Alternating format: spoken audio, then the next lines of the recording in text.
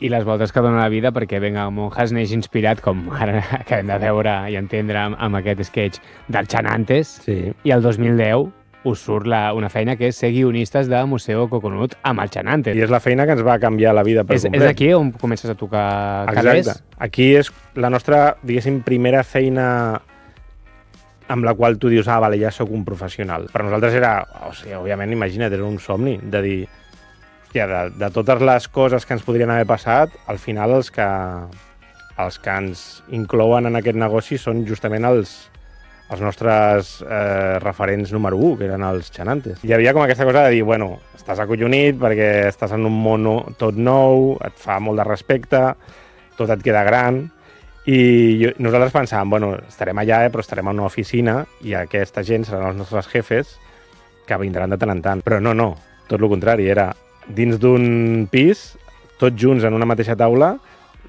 cadascú aportant la seva idea de trama i de el que sigui per la sèrie, i en un moment donat ens separaven en parelles i ens deien, bueno, doncs vosaltres dos evidentment anireu separats, per nosaltres l'evident era anar junts, però era com, no, vosaltres us separem perquè així treballareu millor, i una miqueta era una cosa a sorts, i a mi em va tocar el Joaquín Reyes, i això a mi em donava vertigen, de dir, hòstia. A més, el Joaquín Reyes, totes les coses que proposava a mi em feien gràcia, i el tio em deia, hombre, pero no me puedes decir que sí a todo. I jo, bueno, és que eres Joaquín Reyes. I sí, a veure, evidentment va haver-hi tota una època d'intentar trencar amb aquesta espècie de timidesa de fan que al final no ajudava. I ells ho van fer molt fàcil, perquè ells són un grup realment d'amics de la universitat que els hi ha anat molt bé fent el que els agrada, i això ens enteníem molt bé, perquè nosaltres una mica ens passava el mateix, a petita escala.